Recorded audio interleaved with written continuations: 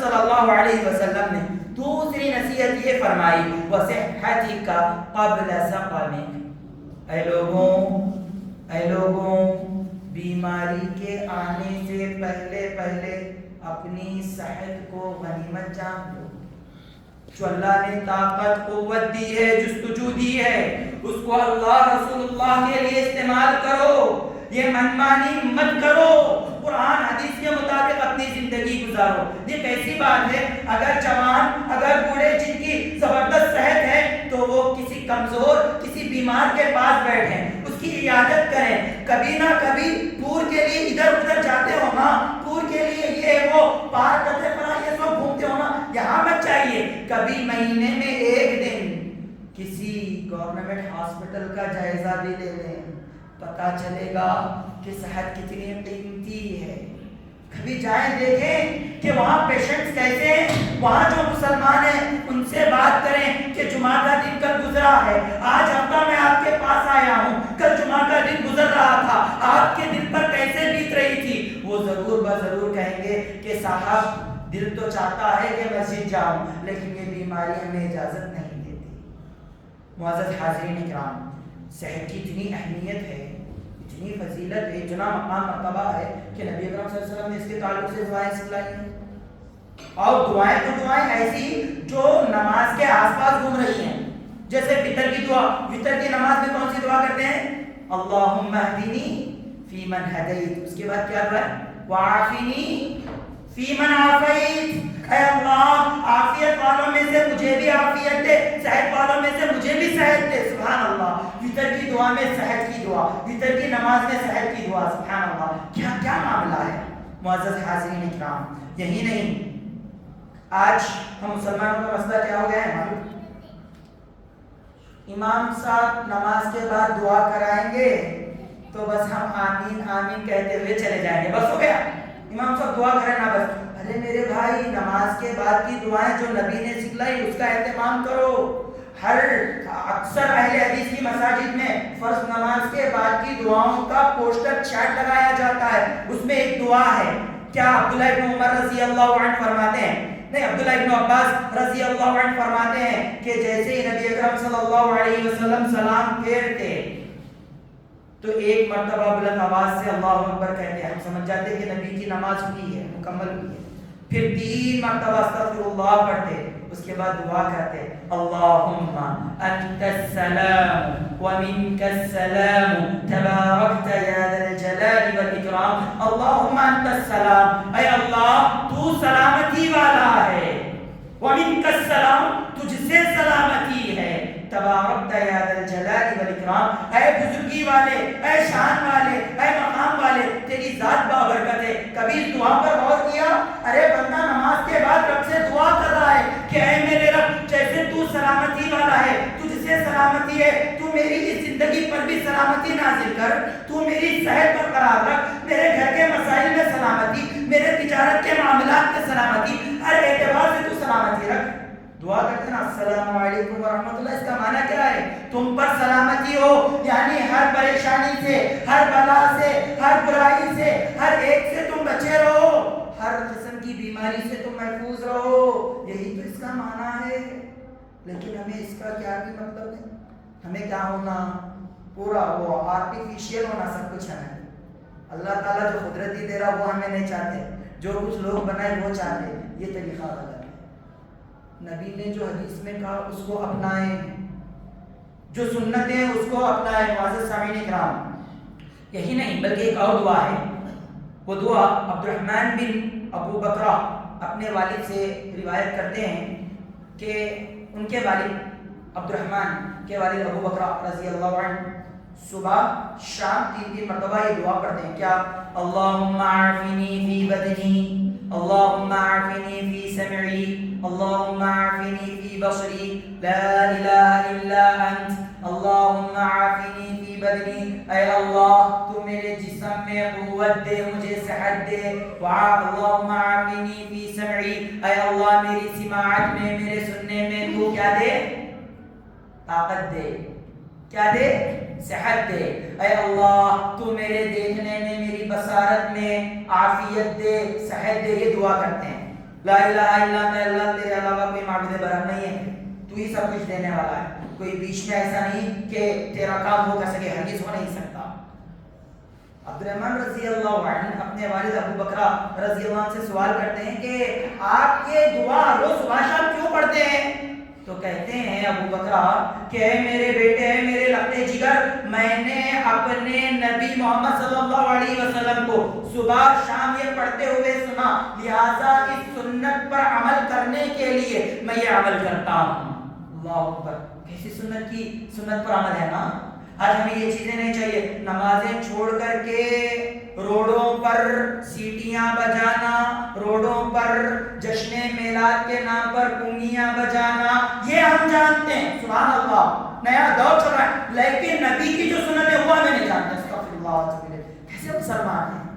دیکھیے کوئی یہ نہ سمجھے کسی کے دل کو کسی کے اوپر اشارہ کیا جائے، استغفر اللہ، مقصد یہ نہیں۔ ہم میں اور صحابہ میں کیا فرق ہے وہ دیکھیے، میں یہ بتلانا چاہتا ہوں۔ صحابہ پریکٹیکل تھے، عمل کرتے تھے، چاہے وہ صحت کا ہی مسئلہ کیوں نہ ہو، جیسے اس میں کہا گیا نا، اللہم عافنی فی سمعی، اللہم عافنی فی بصری، اللہم عافنی فی بدنی، اللہ میرے جسم میں، میری آنکھوں میں، میرے کانوں میں، ہر ایک میں تو صحت عطا فرما۔ معزز سامعین اکرام، وقت بہت کم ہے لیکن میں اپنے اصل بات پر آنا چاہتا ہوں، وہ کیا ہے؟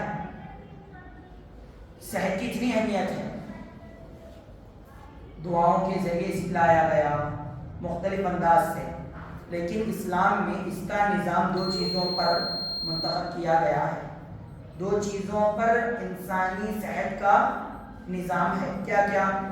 نمبر ایک حلال حرام، نمبر دو پاکی صفائی، باقی پوری چیزیں اس کے ضمن میں آتی ہیں۔ حلال حرام، جتنا ہم حلال حرام کا خیال رکھیں گے اتنا کامیاب ہوں گے، جتنا ہم حلال حرام سے کا خیال نہیں رکھیں گے اتنا اپنی صحت کو برباد کریں گے۔ کیا دلیل ہے؟ اللہ رب العالمین نے سورہ انبیاء سورہ نمبر 23 کی آیت نمبر 51 میں ارشاد فرمایا، یا ایھا الرسل کلوا من الطیبات واعملوا صالحا، اے رسولوں، اللہ تعالیٰ اپنے رسولوں سے مخاطب ہے، عام لوگوں سے نہیں، آپ کے میرے جیسے ایسے لوگوں سے نہیں، اللہ انسانوں میں جو سب سے زیادہ افضل، جو سب سے زیادہ بڑا مقام رکھتے ہیں ایسے لوگوں سے مخاطب ہے کہ اے اللہ کے رسولوں، جب تم کھاؤ کلوا من الطیبات، پاکیزہ کھاؤ، حلال کھاؤ۔ آپ مجھے بتا سکتے ہیں کوئی رسول، کوئی نبی اللہ کے فرمان کے مخالف جا کر کے حرام استعمال کر سکتا ہے؟ نہیں، وہ جرت ہی نہیں ہے، جرت تو چھوڑیے وہ سوچ بھی نہیں کسی نبی میں، لیکن ایسے رسولوں سے اللہ کہتا ہے کہ اے رسولوں، جب تم کھاؤ حلال کھاؤ، پاک کھاؤ۔ یہی بات اللہ رب العالمین نے مومنوں سے کہی ہے۔ اللہ رب العالمین نے سورہ بقرہ سورہ نمبر 2 آیت نمبر 172 میں ارشاد فرمایا، یا ایھا الذین آمنوا کلوا من الطیبات ما رزقناکم، اے ایمان والوں، اے لا الہ الا اللہ کے پڑھنے والوں، جب تم کھاؤ تو اللہ کے عطا کردہ رزق میں سے حلال کھاؤ، حرام کے قریب بھی نہیں جانا۔ جب حرام کے قریب مسلمان گئے، دور حاضر میں دیکھ رہے ہیں ہلاکتیں، بربادی آئی، اس میں صحت بے انتہا نقصان دہ ہوتی ہے۔ آئیے، حرام چیزوں میں اللہ رب العالمین نے بہت سی چیزوں کو حرام کیا ہے، لیکن 4 چیزیں قرآن مجید میں ایسی ہیں جو اللہ رب العالمین نے اسٹیپ بائی اسٹیپ بتلائی، اور یہ 4 چیزیں قرآن مجید میں 4 جگہ بتلائی ہیں، وہی ترتیب سے، اس کی ترتیب، اس کی لائن میں، چلو یہ پہلے یہ بات میں ایسا نہیں، ایک ہی لائن میں 4 چیزیں 4 جگہ بتلائی ہیں۔ وہ کیا؟ سورہ بقرہ سورہ نمبر 2 آیت نمبر 173، سورہ مائدہ سورہ نمبر 5 آیت نمبر 3، سورہ انعام سورہ نمبر 6 آیت نمبر 145، اور سورہ نحل سورہ نمبر 16 آیت نمبر 145۔ ارشاد فرمایا اللہ رب العالمین نے، کیا؟ انما حرم علیکم المیتۃ والدم ولحم الخنزیر وما اہل به لغیر اللہ۔ 4 چیزیں یقیناً اللہ رب العالمین نے حرام کر دیا، مردار کو، خون کو، گوشت کو بھی، خنزیر کے گوشت کو، اور جو اللہ کے علاوہ ذبح کیا جائے غیر اللہ کے نام پر اس کو، چاروں کو حرام کیا ہے۔ 4 جگہ اللہ رب العالمین نے یہ بات فرمائی ہے۔ 4 چیزوں کا تذکرہ کروں گا وقت زیادہ ہو جائے گا، صرف ایک چیز کا ذکر کروں گا۔ اللہ کا ہر کام حکمت پر مبنی ہے کیونکہ اللہ حکیم ہے۔ وہ کیا؟ وہ ہے خنزیر، جس کو ہم سور کہتے ہیں۔ اس کی فطرت گندگی میں رہنا ہے۔ جب وہ انسان کھاتا ہے تو اسے طرح طرح کی بیماریاں آ جاتی ہیں۔ سائنس کی ایک ریسرچ کے مطابق 70 بیماریاں ایک انسان کو لاحق ہو سکتی ہیں جب یہ گوشت کھاتا ہے۔ اس میں ایک قسم کا کیڑا ہوتا ہے، جب وہ انسان کے اندر چلا جائے، پیٹ میں جائے تو پیٹ میں سوراخ ڈالنا شروع کر دیتا ہے۔ اگر دماغ میں چلی جائے تو انسان کو پاگل کر دیتا ہے۔ اگر غلطی سے وہ کیڑا آنکھ میں چلا جائے تو وہ اندھا کر دیتا ہے۔ اتنی یہ تو باتیں ہیں، لیکن ایک اہم بات، سور کی فطرت ایسی ہے کہ وہ بے غیرت ہوتا ہے، اس میں غیرت مر جاتی ہے، غیرت مر جاتی ہے۔ ریلز میں دیکھا جائے گا، چاہے وہ انسٹا کی ہو چاہے فیس بک کی ہو، کئی ساتھی ہمیں بتلاتے ہیں یہ دیکھیے ایسا ایسا ہے۔ کیا کئی بچے موجود ہیں کہنے سے قاصر ہوں، بڑے معزز لفظوں میں کہوں گا، آپ سمجھ جائیے۔ امریکہ کا جائزہ لیں، کوریا کا جائزہ لیں، جاپان کا جائزہ لیں، چائنا کا جائزہ لیں۔ یہ ایسے ممالک ہیں جہاں پر سور کا گوشت بہت زیادہ کھایا جاتا ہے، اور وہاں پر ایک کی چاہنے والی 10 کے ساتھ اٹھتے رہتی، بیٹھتے رہتی، راتیں گزارتے رہتی۔ سور کی گوشت کا نقصان ہی ہے، سمجھ رہے ہیں؟ بیوی ہے لیکن کئی کے ساتھ وہ نظام اس بھارت میں بھی لانے کی کوشش کی جا رہی ہے۔ 4 کی تمہیں اجازت نہیں، 4 کی تمہیں اجازت نہیں، لیکن ایک کرتے ہوئے تم 1000 ناجائز رشتے رکھو جائز ہے۔ آج یہ بھارت کا قانون بننے والا ہے۔ اسلام نے اسی چیز کو روکا ہے، اسی چیز کو روکا ہے۔ حرام آج کہتے ہیں نا بھئی سود کا فائدہ ہے نا، اچھا سود کا فائدہ ایک کو ہوگا لیکن اس سے پورا معاشرہ، پورے معاشرے کی صحت برباد ہو کر کے رہے گی۔ جا کر کے دیکھ لیجئے، کوئی کسی بینک سے لون لیا ہے، لون چکا نہیں سکتا تو اپنے گھر والوں کو گروی رکھ دیا ہے، اپنے گھر کو گروی رکھ دیا ہے، اور وہ خودکشی کر لیا ہے۔ کیا ایسے واقعات پیش نہیں آتے؟ کوئی کسی کے پاس سود لے رہا ہے، جب سود نہیں چکا سکتا تو کیا کرتا ہے جو سود دینے والا؟ وہ اس کے گھر آتا ہے اور راتیں گزار کر کے جاتا ہے۔ کیا یہ حرام نہیں ہے؟ یہ اگر غیر کرتے تو بات الگ تھی، وہ غیر خود مسلمان کر رہے ہیں۔ اسی لیے حلال حرام کا پورا بندوبست رکھ دیا گیا، صحت پر اس کا خطرناک اثر پڑتا ہے۔ نظام پہلا نظام ہے۔ دوسرا نظام ہے پاکی صفائی۔ یہ ہماری آخری باتیں ہوں گی۔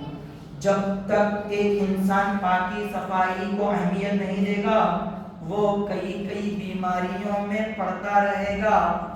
سب سے پہلے اللہ کے رسول صلی اللہ علیہ وسلم نے ارشاد فرمایا الطہور شطر الایمان، صحیح مسلم کی حدیث ہے، پاکی صفائی آدھا ایمان ہے۔ اللہ اکبر، کتنا ایمان ہے؟ آدھا ایمان ہے۔ پاک صاف رہو، توحید مضبوط کے توحید کے ساتھ، بغیر توحید کے نہیں، پھر نبی کی اتباع کے ساتھ، بغیر اتباع کے نہیں۔ اگر کوئی پاک صاف رہ رہا ہے اس نے اپنا آدھا ایمان مکمل کیا۔ دوسری جو وحی نازل ہوئی نبی اکرم صلی اللہ علیہ وسلم کو اسی کا حکم دیا گیا سورہ مدثر میں، کیا؟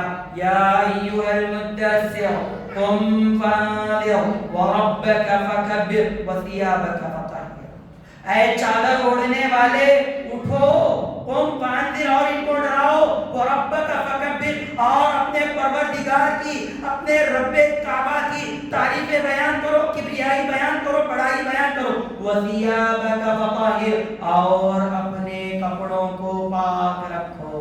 کپڑے دو ہیں، ایک یہ جو ہم پہنتے ہیں جسم کا لباس، جسم کا لباس سے تمام پاک ہونا چاہیے۔ نمبر 2 دل کا لباس، دل کا لباس، دل کا کپڑا اللہ کا تقویٰ ہے۔ دل کو کینے سے، کپٹ سے، شرک سے، بدعات سے، برائیوں سے، یہ تمام غریزاتیوں سے بچایا جائے، یہ دل کا پاک رکھنا ہے۔ اور جسم کا پاک رکھنا یہ ہے کہ کپڑے کو، جسم کو ہر قسم کی گندگی سے بچایا جائے۔ سبحان اللہ، دوسری وحی میں اس کا ذکر ہو رہا ہے، اس کی اہمیت کے اوپر آپ غور کریں۔ یہی نہیں بلکہ اللہ کے رسول صلی اللہ علیہ وسلم نے ارشاد فرمایا ہے کہ ایڈورٹائزمنٹ بہت دیکھے ہوں گے نا، ایک ایڈورٹائزمنٹ آتا، کیا؟ ایک ماں بچے کو لے کر کے آ رہی ہے کہہ رہی ہے کہ پیٹ میں درد ہے، تو ڈاکٹر صاحب کہتے ہیں کہ پیٹ کا درد اگر اس کا مسئلہ نہیں بلکہ ہاتھوں کا ہے، دیکھو ہاتھ پر وہ روشنی ڈال کے بتاتا ہے کہ ہاتھوں میں کیٹانو ہیں، جن سے جراثیم ہے، جب بچہ بغیر ہاتھ دھلے کے کھائے گا تو وہ تمام چیزیں پیٹ میں جائیں گی اور پیٹ خراب ہو جائے گا، معلوم ہے نہیں؟ دیکھیں نا، آج سے 1400 سال پہلے اللہ کے رسول صلی اللہ علیہ وسلم اس کے تمام احکامات بتا کر کے چلے گئے، وہ کیسے؟ ابو ہریرہ رضی اللہ عنہ سے مروی ہے، نبی اکرم صلی اللہ علیہ وسلم فرماتے ہیں کہ تم میں سے جب کوئی صبح کرے نیند سے اٹھے، تم میں سے جب کوئی نیند سے اٹھے تو برتن میں ہاتھ ڈالنے سے پہلے وہ 3 مرتبہ اپنے ہاتھوں کو دھوئے، 3 مرتبہ وہ اپنے ہاتھوں کو دھوئے، فَإِنَّهُ لَا يَدْرِي أَيْنَ بَاتَتْ يَدَهُ، کہ اس لیے کہ وہ نہیں جانتا کہ اس کا ہاتھ رات میں کہاں گزرا ہے۔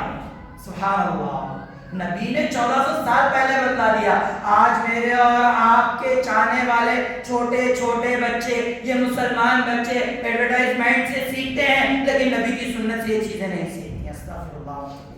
نبی نے پاکی صفائی کا حکم دیا۔ معزز حاضرین کرام، صحیح مسلم حدیث نمبر 278 ہے، اسی طریقے سے نبی اکرم صلی اللہ علیہ وسلم نے فرمایا اگر کتا برتن میں منہ ڈال دے 7 مرتبہ اسے برتن کو دھو، 1 مرتبہ مٹی سے، کیوں؟ باقاعدہ آج جو بھی میڈیکل سائنس کے اسٹوڈنٹس ہیں وہ جا کر کے سرچ کریں، کتے کے لعاب میں خطرناک جراثیم ہوتے ہیں، جو لوگ کتے پالتے ہیں غور کر کے دیکھیں ان کے گھر میں کیسی کیسی بیماریاں آ رہی ہیں، انہیں پتہ نہیں چلتا، تھوڑی دیر میں سر درد، تھوڑی دیر میں پیٹ درد، تھوڑی دیر میں ہاتھاں درد، تھوڑی دیر میں جسم کھینچ رہا ہے، تھوڑی دیر میں وہ کچھ ہو جا رہے ہیں، کیوں؟ کیونکہ نبی کے احکام کی مخالفت ہے۔ نبی اکرم صلی اللہ علیہ وسلم نے آج سے پہلے بتلا دیا صفائی ستھرائی کیا ہے، دانت کے تعلق سے بتلایا، لولا ان اشق علی امتی لامرتهم بالسواک عند كل صلاۃ، اگر مجھے امت پر مشکل نہ گزرتا تو میں تمام کو حکم دیتا ہر نماز سے پہلے وہ مسواک کرے۔ آج ہے مسواک کا اہتمام کیا جاتا ہے؟ مسواک نہیں، مطلب کیا کیا جاتا ہے؟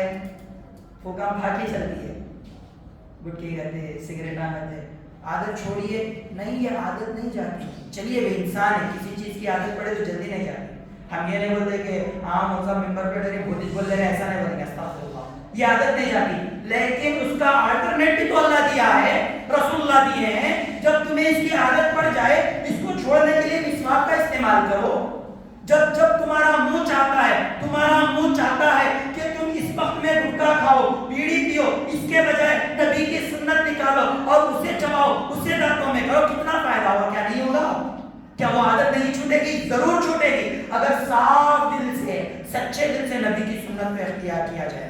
معزز سامعین اکرام، یہی وجہ ہے کہ ہر نماز سے پہلے وضو کا حکم دیا گیا، اگر حالت جنابت میں ہو تو غسل کیا جائے، اگر جمعہ کو آ رہے ہوں غسل کر کے آئیں، نہائیں دھوئیں، صاف ستھرے رہیں، کیونکہ اللہ رب العالمین قرآن مجید میں سورہ نمبر 2 آیت نمبر 222 میں ارشاد فرماتے ہیں ان اللہ یحب التوابین ویحب المتطہرین، اللہ رب العالمین توبہ کرنے والوں کو پسند فرماتے ہیں اور محبت کرتے ہیں ان سے جو پاک و صاف رہتے ہیں۔ آخر میں اللہ سے دعا ہے کہ اللہ ہمیں سن کر سمجھ کر عمل کرنے والا، اللہ ہمیں عمل کرنے والا بنا، آمین۔ وآخر دعوانا ان الحمد للہ رب العالمین۔